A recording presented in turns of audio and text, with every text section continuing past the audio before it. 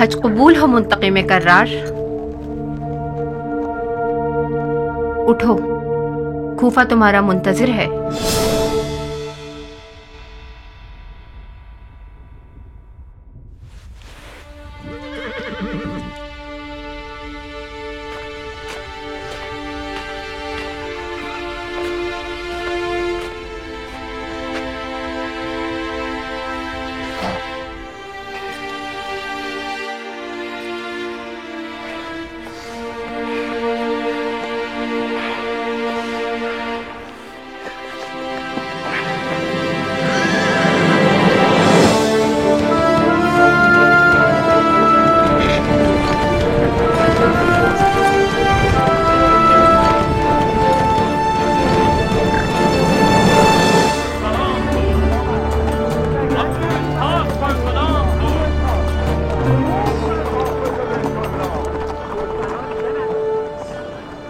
مختار ہے تو دشمن اشرار، تو ہی امید انصار، تو ہی قاتل کفار، تو ہی کینہ بیدار، تو ہی بندہ ہوشیار. شکریہ شکریہ. مختار ذرا زور سے چنگار، سر خلق خطا خار، بس ایک بار کہ ڈوبی ہے شب تار، ہوا موسم پیکار، وقنا ربنا عذاب النار. مرحبا، بہت خوب.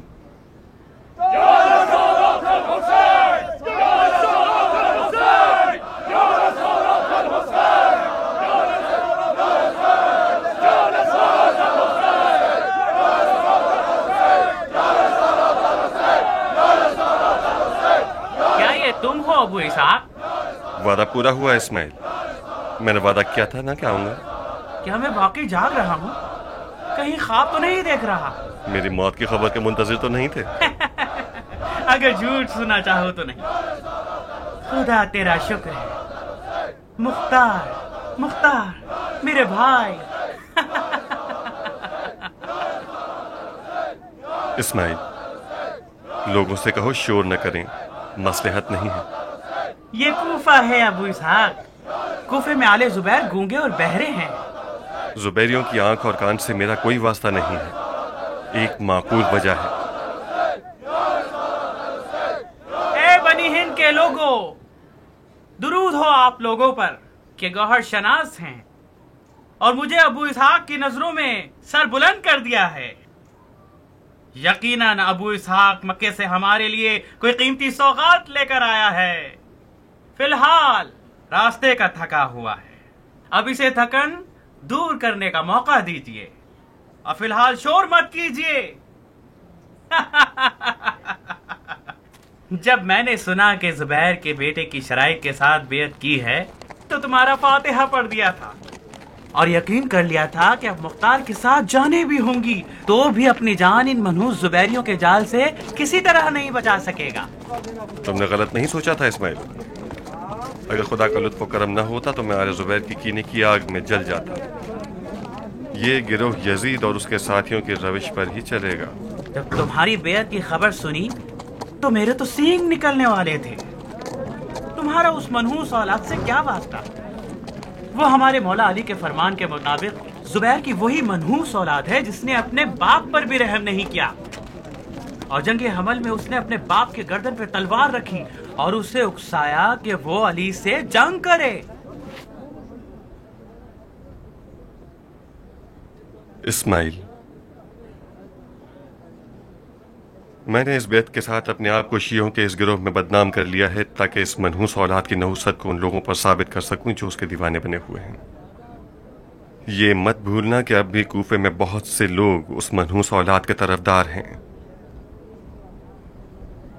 آج رات اپنے بھائی کے ساتھ مجھ سے ملنے کے لیے آؤ. کچھ نئی باتیں ہیں تم لوگوں کے لیے. سنو گے تو محسوس ہوگے. بسد شوق امیر، اگر مجھے مختار کے سیاست باز ہونے کا علم نہ ہوتا تو تم یقیناً میرے سر پہ 2 سینگ دیکھتے. آل زبیر کے نمک حلالی کرنے والے تو نہیں ہوئے نا مختار؟ عبد الرحمن، آل زبیر جو کھانا علی کے محبوں کو دیتے ہیں اس میں نمک کے بجائے زہر حلاحل ڈالتے ہیں. جو شیعہ زبیریوں کے سفرے پر بیٹھتا ہے وہ نمک حلالی کرنے والا نہیں بنتا، مر جاتا ہے. तो कितनी अजीब बात है कि मुख्तार जिंदा है। मैं जिंदा रह गया क्योंकि जहर की काट अपने पास रखता था।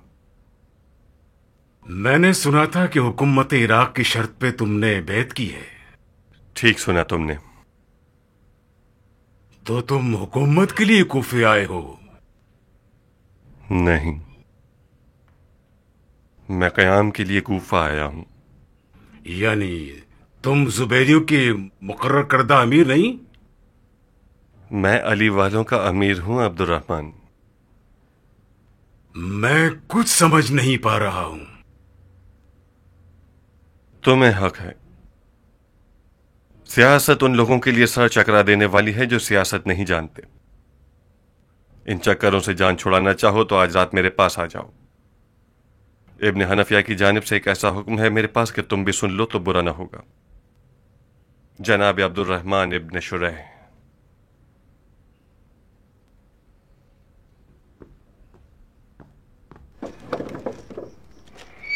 शियों के शेर के दीदार से हमारी आंखें रोशन हों। तुम्हारी मक्का की दिलावरी और कारनामों का शोहरा तुम्हारे मुरीदों की जबान का विर्द बन गया था मुख्तार। मैंने सुना है कि यजीदी लश्कर तुम्हारे बाजुओं को एजाज देकर अंगुश्ते बदनदां हो गए थे। साहिब, मौजज़ा मेरा नहीं था जिसने शामी देव को ज़मीं बोझ कर दिया। इश्क़ अली ने मेरे बाजुओं को ताकत बख्शी थी। अली अली अली, खुदा की कसम अगर दरिया मिल जाए तो मैं भी तैराकी जानता हूं। मेरा सीना इश्क़ अली से माला माल है। दरिया था एक करबला जैसा साहिब,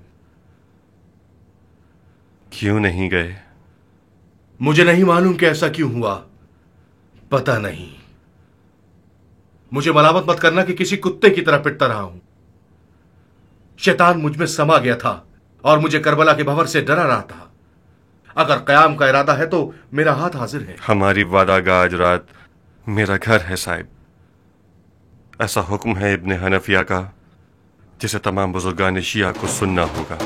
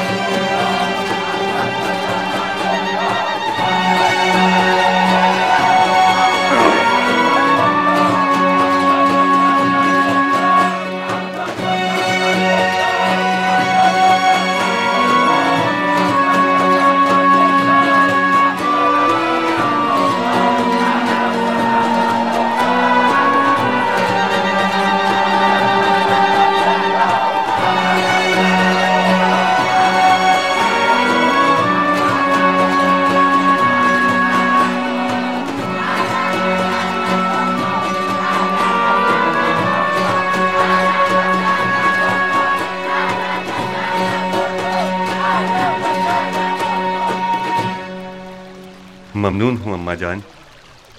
रंजे सफ़र एक तरफ, अपनी असास जड़ घराने और कबीले से दूरी एक तरफ, वो भी इस बुढ़ापे में।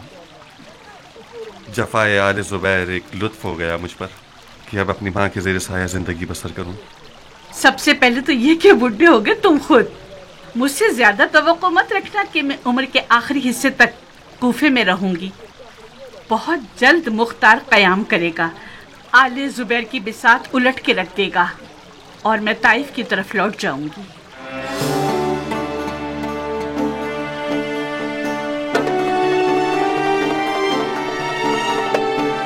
ये मर्द आपसे कोई निस्बत रखता है बानू? ये मर्द मेरा बेटा है।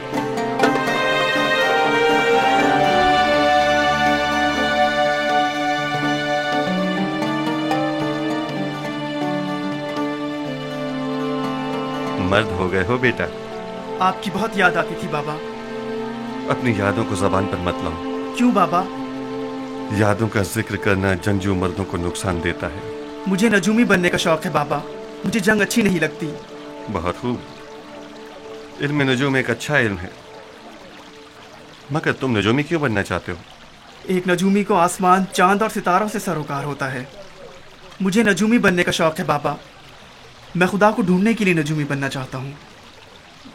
खुदा हर जगह है बेटा। हाँ, मगर ज्यादातर आसमान में होता है।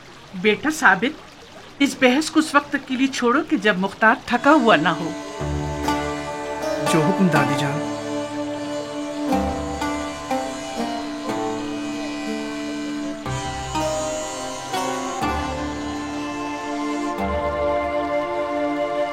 मैं लौट आया नारिया, मगर वही हमेशा के मसाइल के साथ। खुश आमदीद मुख्तार। ये घर तुम्हारे बिना बहुत उदास था। दुमा जब आई तो उनके साथ तुम्हारी बू भी आ गई।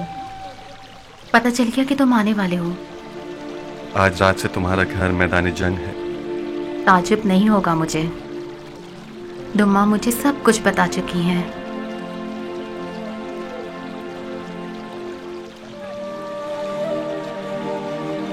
नायला, बाबा की जान,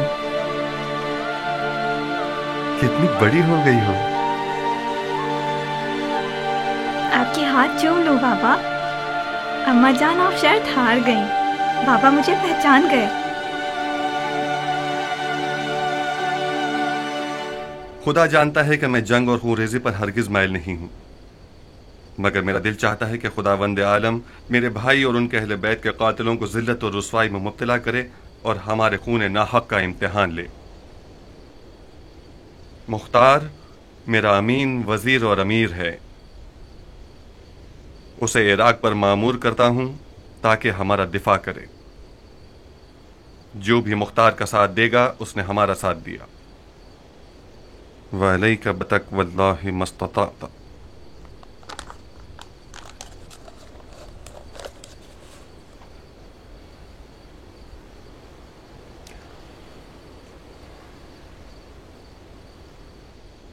इन नौसाफ के साथ हम पर हुज्जत तमाम है। अगर मौला सज्जाद ने अपने चचा मोहम्मद हनफिया को क़याम के मामलात में अपना मुकम्मल इख्तियार वाला वकील बना दिया हो, और अगर इब्ने हनफिया ने इस हुक्म के मुताबिक मुख्तार को अपना अमीन और वजीर बना दिया है, तो फिर ज़ोमाए शिया को बगैर चूं चरा के मुख्तार की बैत कर लेनी चाहिए। ये तुम अगर क्यों कर रहे हो अब्दुल रहमान? अगर मैंने अगर कर लिया तो क्या गुनाह किया? तुम तो यूं अगर कर रहे हो कि जैसे मुख्तार ने ये हुक्म खुद अपने लिए बना दिया हो। इस हुक्म में कोई शुबा है अब्दुल रहमान? इसमें शुबा नहीं अबू इसाक, सिराहत नहीं है। हम उस क़याम पर मामूर किए गए हैं कि जिसमें शियों के इमाम आसिर मौला सज्जाद ने खुल्लम खुल्ला हुक्म क़याम नहीं दिया है, एक जरिया मुअय्यन किया है, और उनके उस जरिए ने एक तीसरा वसीला मुअय्यन कर दिया है। उबैदा ने कुछ जल्दी कर ली। मेरा मकसद ये नहीं था कि खुदा न खास्ता मुख्तार झूठा है और ये हुक्म जाली है। मेरे इस अगर की वजह क़याम के हुक्म का गैर वाज़ेह और मशकूक होना है। इस हुक्म में ये लिखा गया है कि मैं जंग और खून रेजी पर माइल नहीं हूं, मगर मैं चाहता हूं कि खुदावंद आलम मेरे भाई के कातिलों का क़िसास करे। या ये लिखा है जो भी मुख्तार का साथ देगा उसने हमारा साथ दिया है। इस हुक्म के मुताबिक इब्न हनफिया ने मुख्तार की तायीद की है, न कि क़याम मुख्तार की। यानी अगर मुख्तार क़याम करना चाहे तो उसने अपने फतवे के मुताबिक क़याम किया है। अब्दुल रहमान ठीक कह रहा है। ये हुक्म ना क़याम को वाज़े कर रहा है और ना इमाम सज्जाद से मंसूब है। मौजू थोड़ा सा पेचीदा हो गया है।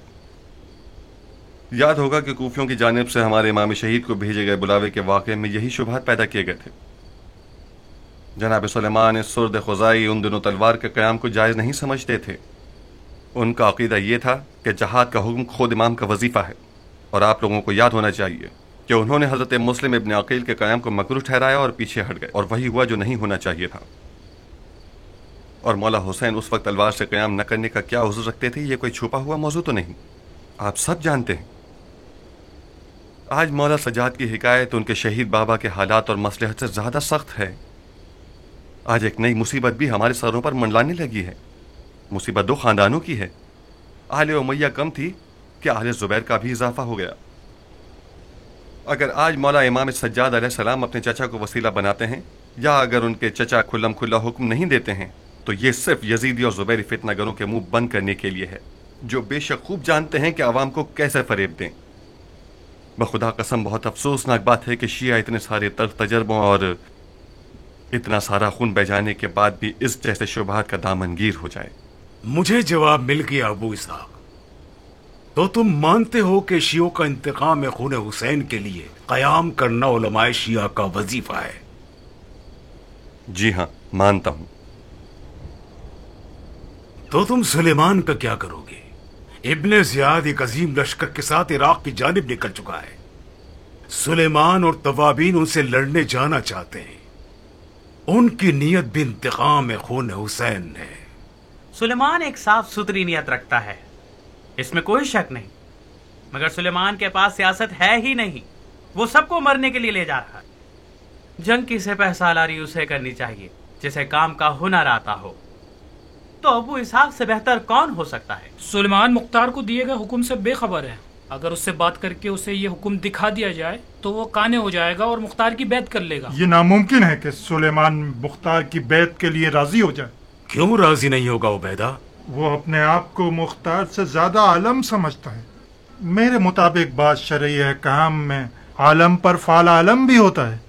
اس حکم میں تمہارے مطابق قیام ایک ایسا شرعی وظیفہ ہے جو علماء کے ملے جلے فیصلے کے بعد ہونا چاہیے. اور سلیمان اس سے کوئی بات ہی نہیں ہوئی. عبیدہ، ابو اسحاق تم خود سلیمان سے بات کیوں نہیں کر لیتے ہو؟ عبیدہ ٹھیک کہہ رہا ہے صاحب، میری اور سلیمان کے درمیان کوئی موافقت ہو ہی نہیں سکتی. کیوں؟ قیام کے معاملے میں میری رائے سلیمان کی رائے سے فرق رکھتی ہے. پہلی یہ کہ میں یہ کہتا ہوں کہ ہمیں ایسے لڑنا چاہیے کہ جیت جائیں، مگر سلیمان جیتنے کے لیے نہیں لڑ رہا. اس کا مقصد صرف شہادت ہے. سلیمان کی نظر میں جیت کا مطلب شہادت ہے. دوسری بات یہ کہ میں قیام کو کوفے پر تسلط حاصل کرنے سے شروع کروں. ہمیں جیتنے کے لیے کوفے کی حکومت ضرور حاصل کرنی ہوگی، مگر سلیمان کو نہ تو کوفے کی پرواہ ہے اور نہ ہی اس کی حکومت سے لینا دینا ہے. تو پھر کیا کریں؟ یا سلیمان یا ابو اسحاق؟ اس کے علاوہ کچھ اور ہوا تو شیعہ دو گروپوں میں بڑھ جائیں گے اور نفاق ہو جائے گا.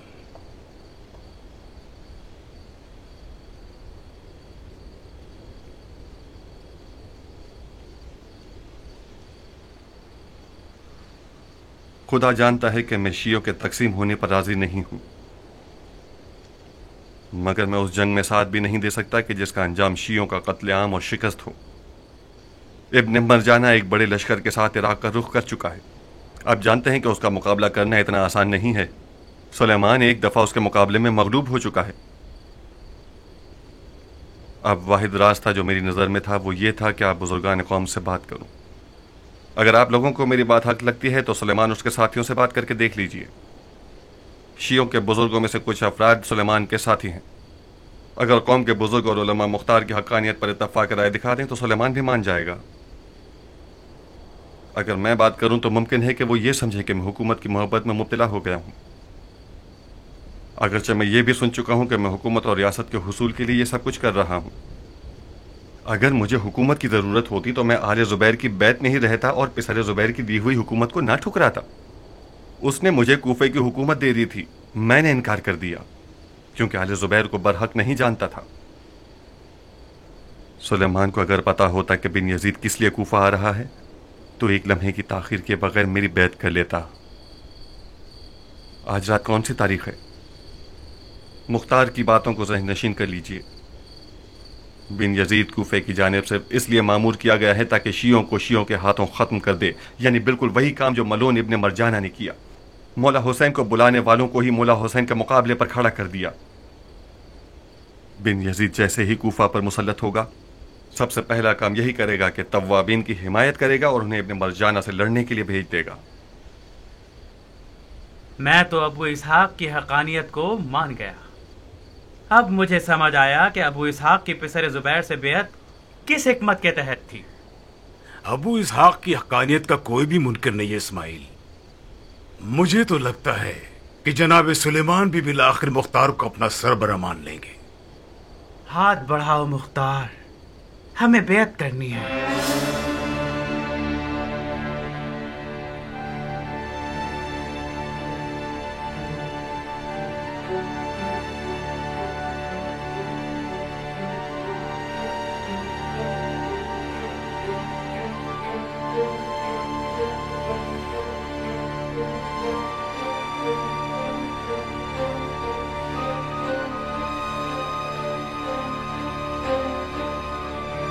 لا حول ولا قوة الا باللہ.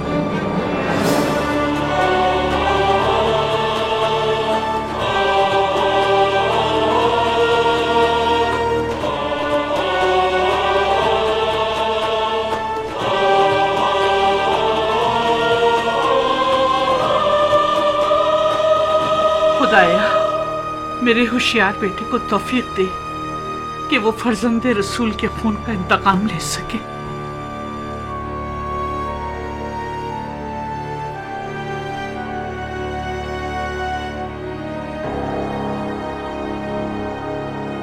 اگر عامر کو ابن زبیر نے چنا ہوتا اور عامر کوئی خطا کر گزرتا تو اس کا گناہ خلیفہ کے سر ہوتا کہ اس نے صحیح انتخاب نہیں کیا ہے، مگر عامر تو آپ لوگوں کا چنا ہوا شخص تھا. خلیفہ نے آپ کی رائے کو محترم ٹھہرایا اور آپ کے انتخاب پر بھروسہ کیا، اور اس کی چند سالہ عزت و آبرو برباد ہو گئی. خلیفہ کو کوئی حق نہیں پہنچتا کہ مجرموں کو امان دے. اب یہ تو کوئی بات نہیں نا کہ خلیفۃ المسلمین جو چاہے کر گزرے. مجرموں سے انتقام لینا خدا کا حکم ہے. آل زبیر اس بات پر فخر کرتے ہیں کہ انہوں نے انتقام خون حسین کا پرچم سب سے پہلے لہرایا. اگر آج کوفے میں آواز یا لسارات الحسین بلند ہے تو ضعیف افتخار، درود خدا ہو ان مومنین پر جنہوں نے اپنے آپ کو تواب کہلایا ہے اور خدا کے دین کی نصرت کے لیے کھڑے ہوئے ہیں. توابین کا جو ارادہ ہے وہی زبیری خلیفہ کا ارادہ ہے. آل زبیر بھی یہی نعرہ لگانے کے لیے اٹھ کھڑے ہوئے ہیں. یا لسارات الحسین،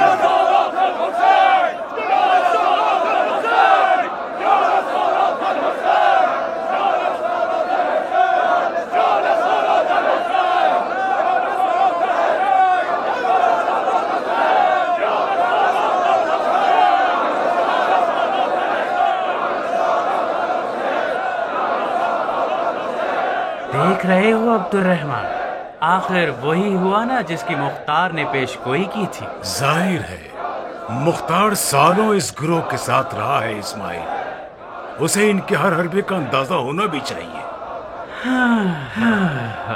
تم اب تک مختار کے بارے میں تردد رکھتے ہو عبد الرحمن. مجھے ڈر ہے کہ اس گروہ کی سیاست بازیاں مختار میں بھی سرایت کر گئی ہیں اسماعیل. اپنے دل کو صاف کرو آدمی. ایک خطرناک شک میری جان کو لاحق ہو گیا اسماعیل. میں مکہ جا کر ابن حنافیہ سے اپنی ذمہ داری پوری کرنا چاہتا ہوں.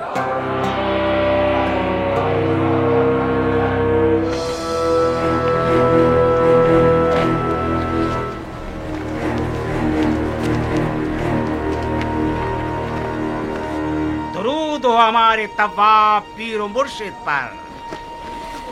شاباش اس حسن انتخاب پر. بے شک توابین کا عنوان بہت بامعنی ہے. زے نصیب آپ لوگوں کے کہ اپنے نفس امارہ کو ذلیل کر چکے ہیں.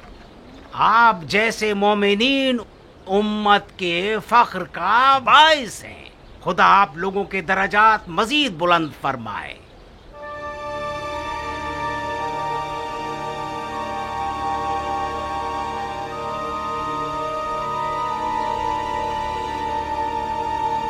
خوش آمدید. اہلن و سہلن، اہلن و سہلن. خوش آمدید، خوش آمدید، خوش آمدید، خوش آمدید، خوش آمدید. آپ کی خدمت میں عرض ہے کہ میں کوفے کے پچھلے والی کی نادانی کی بنا پر توابین سے معذرت خواہی پر مامور ہوا ہوں، اور معافی کے علاوہ مجھے یہ حکم ہے کہ توابین کی تحریک سے ہر طرح سے حمایت کروں. آپ کو تو پتہ ہوگا کہ ابن زیاد ایک بڑے لشکر کے ساتھ عراق کی طرف نکل چکا ہے. سنا ہے کہ آپ اس سے قصد جہاد رکھتے ہیں. ہماری مدد اور ہمارے بیت المال کے پیسے کو قبول فرمائیے.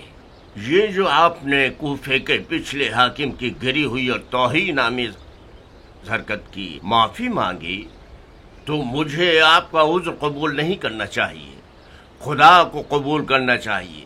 حسین خون خدا ہے. احانت خون حسین احانت خدا ہے. اور توابین کے جہاد کا جہاں تک مسئلہ ہے، جی ہاں کریں گے انشاءاللہ. توفیق ملی تو توابین اپنے شہید امام کے قدموں میں بوسہ دے کر ایک نئی کربلا آباد کرنا چاہتے ہیں. اور آپ لوگوں کی مدد کی جہاں تک بات ہے، اس پر غور کیا جا سکتا ہے. آپ کی تمام تر باتیں، خاص طور پر آپ نے کوفے کے دارالحکومت میں داخل ہوتے ہی جو برتاؤ عمر سعد لعین اور شمر خبیث کے ساتھ کیا، اور اس کے علاوہ جو خطبہ آپ نے مسجد کوفہ کے ممبر پر دیا اور جو بیانات دیے ہیں وہ ہم تک پہنچے ہیں. آپ نے باتوں میں تو اپنی بھائی چارگی ظاہر کر دی،